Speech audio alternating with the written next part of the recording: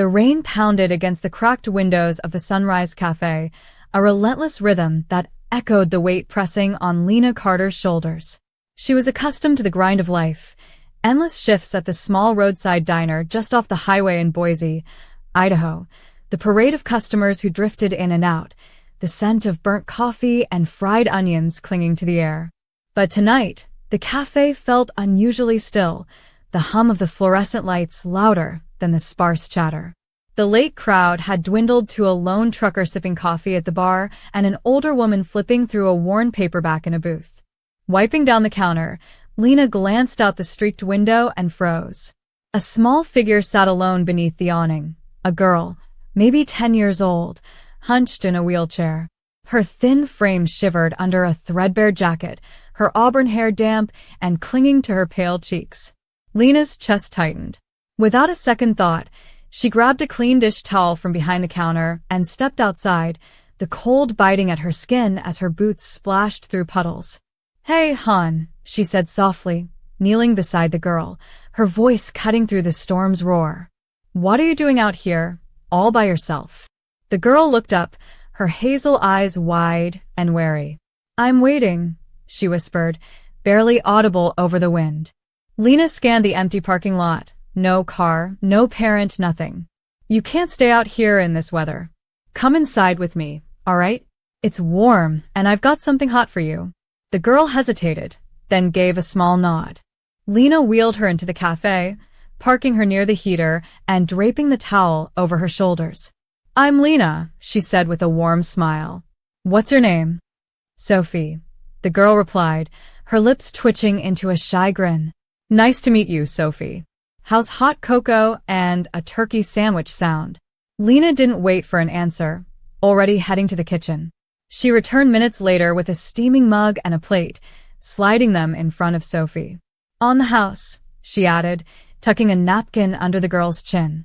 Sophie's eyes sparkled as she sipped the cocoa, a little color returning to her face. "This is so good," she said, her voice soft but bright. Lena sat across from her, chatting about little things, favorite animals, the best Disney movies, anything to keep that light in Sophie's eyes. For a moment, the exhaustion of Lena's long shift faded, replaced by the simple joy of connection, a lesson in kindness her mother had instilled in her years ago. What Lena didn't see was the silver Lexus idling across the highway, its tinted windows reflecting the neon glow of the cafe's sign.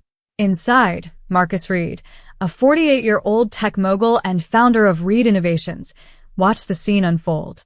His piercing green eyes followed the waitress, who had taken his daughter, in without hesitation. Marcus had built a fortune in Silicon Valley, navigating a world of cutthroat deals and calculated risks, but this unguarded compassion stirred something in him he hadn't felt in years. As he watched Lena coax a laugh from Sophie, he realized he was witnessing something rare, something real. The next day, Marcus couldn't shake the image of Lena's kindness. Back in his sprawling office overlooking the Boise River, he called his assistant, Elise. "Find out who she is," he instructed, his voice steady but edged with urgency. By evening, a slim file sat on his desk. Lena Carter, 30, waitress at Sunrise Café for 6 years. No degree, no savings, just a quiet life of scraping by and small acts of generosity. Marcus traced the lines of her story with his fingers, a pang of recognition hitting him. She was someone who gave when she had nothing left to spare. The following morning he acted. "Get her here," he told Elise. By noon, Lena stood in the gleaming lobby of Reid Innovations, her scuffed boots and faded flannel jarring against the sleek marble and glass. Marcus greeted her with a firm handshake, his expression unreadable as he led her to his office.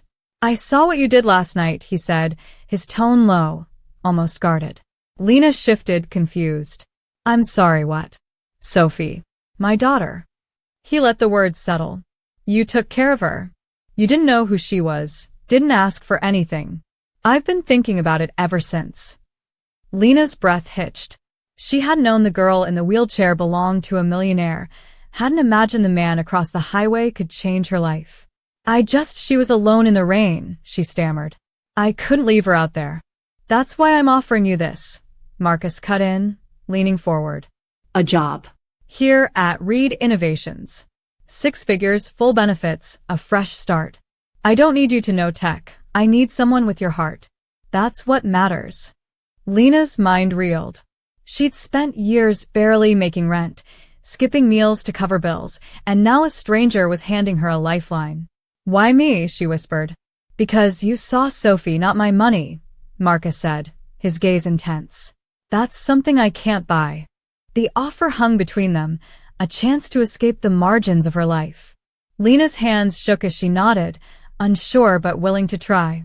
Weeks later, she stepped into her new role, a fish out of water among the tailored suits and buzzing ambition of Reid Innovations. She struggled to keep up, meetings, spreadsheets, jargon she didn't understand. But Sophie's smile kept her going. Yet whispers followed her. Some called her a token hire, others a fluke. Lena ignored them, pouring herself into the work. Then came the crisis. Elise approached her desk one afternoon, her face tight. Lena, there's a problem. A data breach. Sensitive project files leaked. Marcus thinks it might be you. Lena's stomach dropped. Me? I don't even know what half this stuff means. Someone saw you talking to a guy at the café last week, Elise murmured. A competitor's rep. It looks bad.